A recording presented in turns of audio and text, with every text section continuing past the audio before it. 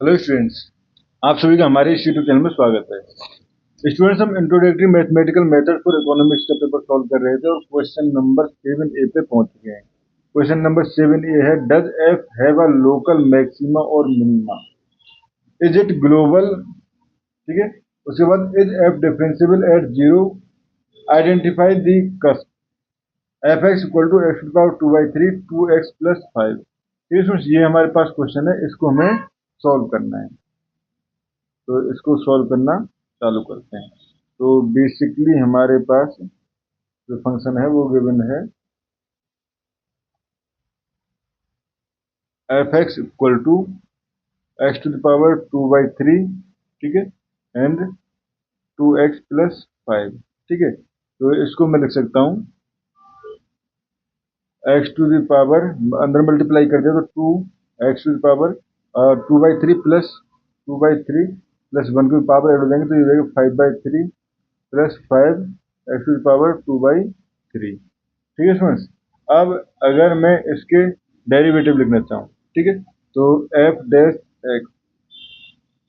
X equal to, देखो इसका हो जाएगा हमारे पास 5/3 आ जाएगा, तो 2 into 5/3 and 10/3 x to the power 5/3 minus 1, तो ये हो जाएगा हमारे पास 2/3। ठीक है, प्लस, ठीक है, अगर सिमिलरली इसके लिए हमारे पास तो 2/3 आ जाएगा तो 5 इंटू 2/3 10/3। ठीक है, and x x power 2/3 minus 1, 2/3 minus 1 जो है वो बेसिकली हो जाएगा माइनस 1/3। ठीक है, तो इसको लिख सकता हूँ मैं 10/3 कॉमन लेके x to the power 2/3 plus x to the power minus 1/3। ठीक है स्टूडेंट, ये हो गया। अब हम इसके क्रिटिकल पॉइंट्स निकालते हैं, क्रिटिकल पॉइंट्स। ठीक है, तो क्रिटिकल पॉइंट्स क्या होते हैं, जहाँ पे एफ डैश एक्स जीरो होता है, basically F dash x zero, ऐसे पॉइंट जिन पे एफ डैश एक्स जीरो होता है वो क्रिटिकल पॉइंट्स कहलाते हैं। ठीक है, तो यहाँ पे अगर हम देखें X equal to zero, at X equal to zero, undefined, undefined क्योंकि because of X to the power minus 1/3, क्योंकि इस कंडीशन में ये हो जाए ना एक्स टू द पावर 1/3 और ये जीरो पे अनडिफाइन है। ठीक है, तो यहाँ पे हम कह सकते हैं ये पोटेंशियल कस्ट है इसके लिए।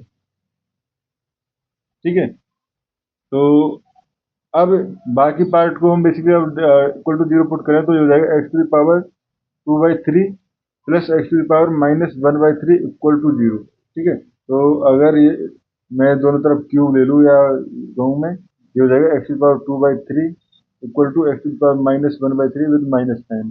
ठीक है, तो ये हो जाएगा हमारे पास, इसको basically 1 upon x to the power 1/3 लिख सकता हूँ, इधर मल्टीप्लाई करूंगा तो बेसिकली इसको ऐसे लिखूंगा x to power 2/3 equal to 1 upon x to power 1/3, इधर मल्टीप्लाई किया और यहाँ माइनस की साइन है तो ये हो जाएगा एक्स इक्वल टू -1। ठीक है स्टूडेंट्स, तो एक्स इक्वल टू -1, तो क्रिटिकल पॉइंट्स हो गए यहाँ पे। तो critical points are x equal to 1, -1 and 0। ठीक है, क्योंकि जीरो पे भी तो कंडीशन सेटिस्फाई है। ठीक है, ये हो गया हमारे पास। अब नेक्स्ट हमें इसके एक्सट्रीमम जो है वो हमारे पास आइडेंटिफाई करने हैं। ठीक है, तो एट एक्स इक्वल टू -1 पे अगर हम एक्सट्रीमम देखें, ठीक है, तो सबसे पहले क्या करेंगे, second derivative compute, second derivative of F x. ठीक है, यानी एफ डैश एक्स का एक बार और डेरिवेटिव। ठीक है, तो यहाँ पे हमारे पास एफ डैश एक्स जो था वो था हमारे पास 10/3 x to the power 2/3 and plus x to the power minus 1/3। ठीक है, तो यहाँ पे हम सेकंड डेरिवेटिव कर लेते हैं तो ये हो जाएगा हमारे पास एफ डबल डैश एक्स। ठीक है, f double dash x equal to, ये हो जाएगा, देखो 10/3 तो बाहर रहेगा। ठीक है, 2/3 बाहर आ जाएगा, x to the power -1/3 and -1/3 x to the power -1/3 -1/3 -4/3। ठीक है, ये हो गया स्टूडेंट्स। ठीक है, तो यहाँ पे अगर देखें एट एक्स लेस देन -1, ठीक है। तो x -1 के लिए अगर हम देखें तो basically let x equal to, हम ट्राई कर रहे हैं x इक्वल टू -6 पे, ठीक है। आप ये भी कर सकते हो, आप जरूर नहीं इसमें सेकंड डेरिवेटिव करना ही करना है, क्योंकि फर्स्ट डेरिवेटिव पे हम चेक कर सकते हैं। फर्स्ट डेरिवेटिव पे हम x इक्वल टू -1, अब यहाँ पे हमने -1 इसलिए निकाल लिया, -1 की वैल्यू चेक करके देख सकते हैं कि इसका फंक्शन की वैल्यू पॉजिटिव आती है या नेगेटिव आती है, ठीक है। तो यहाँ पे हम देखें तो x इक्वल टू पहले -1 लिख देते हैं, 10/3, ठीक है, और ये हो जाएगा 2/3, एंड ये x -1/3। तो बेसिकली हम इस कंडीशन पे जो -1 टू पावर, ये इस केस में हमारे पास -1 to the power -1/3, -3 and x to the power -4/3, ठीक है। तो इसमें ये टर्म हमारे पास हो जाएगी 20/3, ठीक है, एंड ये हो जाएगा -1 टू द पावर 1/3 प्लस -1/3, ठीक है, एंड ये भी हमारे पास -1 टू द पावर 4/3। अब देखो ये टर्म जो है वो हमेशा नेगेटिव आएगी, बट ये टर्म जो है पावर 4 है, इवन पावर है, उस कंडीशन में ये पॉजिटिव हो जाएगी। तो ये हो जाएगा 20/3 माइनस 20/3 माइनस, और ये हो जाएगा हमारे पास ये हमारे पास पॉजिटिव था ना 1/3, और ये माइनस था, ठीक है। तो ये इसकी वजह से ये माइनस, तो -20/3 एंड -1/3, ठीक है। तो यहाँ पे हमारे पास ये हो गया, हमारे पास f डबल डैश x जो है वो नेगेटिव है, f डबल डैश x इस पॉइंट पे नेगेटिव है, ठीक है। इसमें तो नेगेटिव है, इसका मतलब है कि इस पॉइंट पे हमारे पास लोकल मिनिमम एग्जिस्ट है। अगर f डैश x है तो उस कंडीशन में डैश मिनिमम के केस में मैक्सिमम होता है, ठीक है। तो लोकल मैक्सिमम, तो f डैश x यानी f at x equal to -1, f is local maximum, ठीक है। यानी यहाँ वहाँ पे एक ना एक मैक्सिमम टाइप का पॉइंट जो है वो एग्जिस्ट कर रहा है, ठीक है। एंड f एट -1 पे अगर हम वैल्यू चेक करें तो ये वैल्यू हो जाएगी हमारे पास जो -1 टू द पावर, यहाँ पे चेक कर रहे हैं, ये रहा हमारे पास, ठीक है। तो 2/3 ये तो 1 रहेगा, ठीक है, ये तो हमारे पास 1 रहेगा, एंड ये हो जाएगा 2 इंटू -1 प्लस 5 इक्वल टू 3, ठीक है। तो यहाँ पे मैक्सिमम वैल्यू जो है वो हो जाएगी हमारे पास 3। तो f at -1 equal to -2/3 -1 into 2 plus 5 तो इक्वल टू 3, ठीक है। तो local maximum value, local maximum value ये हो जाएगी हमारे पास, ठीक है। ये हो गया हमारे पास। अब now at x equal to 0, ठीक है। एट x इक्वल टू अगर हम 0 चेक करें तो देखो यहाँ पे हमारे पास जो f डैश x था वो था हमारे पास 10/, वो इसीलिए f डैश तो 10/3 एंड 10/3 एंड बाकी पार्ट क्या था, x की पावर 2/3 प्लस x की पावर -1/3, ठीक है। ये भी चेक कर सकते हो, और नहीं तो यहाँ पे f डबल डैश x पे चेक करते हैं, क्यों दोबारा से इस तरह दूसरे तरीके से सॉल्व किया है। f double dash x at 0, ठीक है। तो f डबल डैश एट 0 पे अगर हम चेक करें तो यहाँ पे देखो ये स्टूडेंट्स इस कंडीशन में 0 पे तो है, ये कंडीशन में अनडिफाइंड फॉर्म हो जाएगी ना, 0 पे वैसे ही फंक्शन हमारे पास डिफाइन नहीं था, तो यहाँ पे ये अनडिफाइंड फॉर्म हो जाएगी। तो अनडिफाइंड फॉर्म का हम केस इस तरह तो हम सॉल्व नहीं कर सकते, ठीक है। बट हम x इक्वल टू 1 ले लें, यानी x बेसिकली कैपिटल 1 पे लेके चेक करें, ग्रेटर देन 1 पे चेक करें, तो उस कंडीशन पे हम इसकी वैल्यू चेक कर लेते हैं f डैश x की, ठीक है। तो f डैश एट 1, ठीक है, f डैश एट 1 अगर देखें तो ये हो जाएगा हमारे पास 10/3,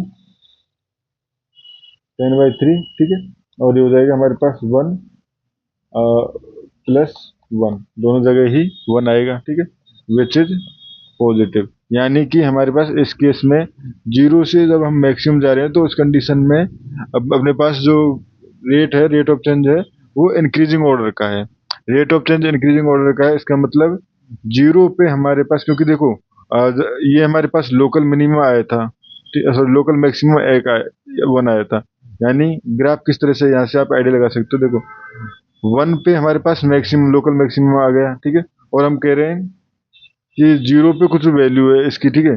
0 पे सपोज यहाँ पे 3 थी, और यहाँ पे हम कह रहे हैं कि 0 के बाद वैल्यू जो है, अब लोकल मैक्सिमम है तो ऐसे तो नहीं होगा कि इस तरह पे इंक्रीज होगा, यानी यहाँ से फिर डिक्रीज होगा। अब हम कह रहे हैं कि 0 पे फंक्शन जो है वो इंक्रीजिंग पैटर्न का है।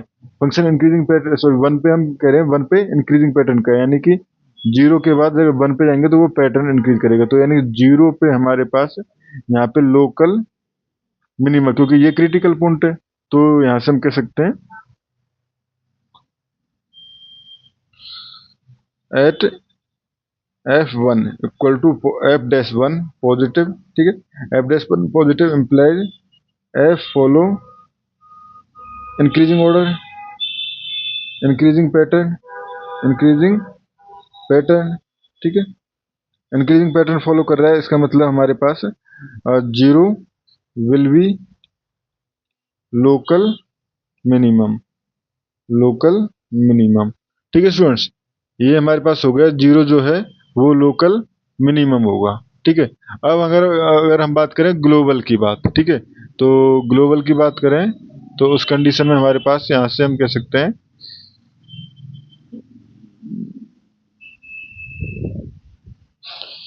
हम यहाँ से कह सकते हैं ग्लोबल के लिए, देखो x tends to infinity, x tends to infinity पे अगर हम fx देखें तो fx में हमारे पास 2 to the power x power 5/3, वो हमारे पास इन्फिनिटी है, ठीक है। And x tends to minus infinity, ठीक है, तब भी हमारे पास x to the power 5/3 basically वो भी हमारे पास टेंड्स टू माइनस इन्फिनिटी जाएगा ना, माइनस इन्फिनिटी, ठीक है। तो यानी माइनस इन्फिनिटी भी इसका पार्ट बनेगा, ठीक है। अब यहाँ पे पूरे फंक्शन में भी देख लो आप, ऐसे कोई दिक्कत नहीं है, ठीक है। यहाँ पे पूरे फंक्शन में भी देख सकते हो, जब x टेंड्स टू इन्फिनिटी जाएगा ये फंक्शन जो है वो हमारे पास, ये टर्म तो हमेशा पॉजिटिव रहेगी, ठीक है, but x tends to infinity पे ये टर्म जो है वो पॉजिटिव जाएगी, तो ये इन्फिनिटी भी जाएगा, एफ एक्स जो है वो पॉजिटिव की तरफ भी जाएगा, नेगेटिव भी जाएगा, ठीक है। तो यहाँ से हम कह सकते हैं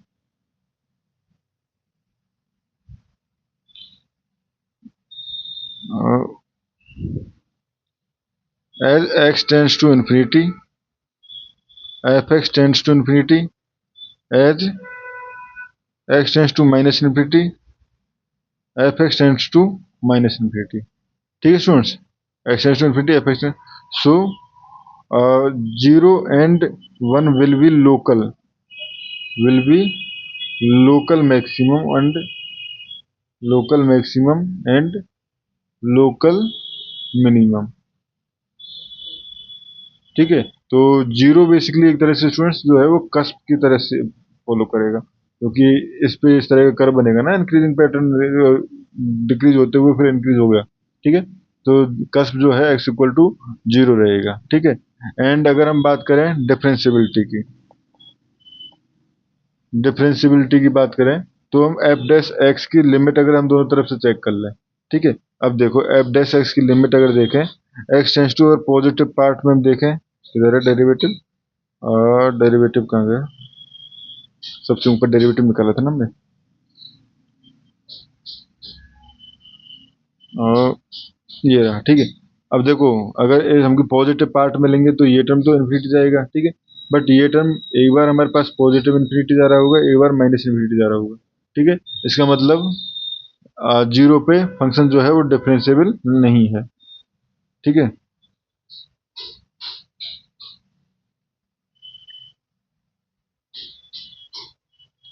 implies f is not differentiable at x equal to 0, ठीक है स्टूडेंट्स। इस क्वेश्चन में हमें इतना ही करना था। Thank you.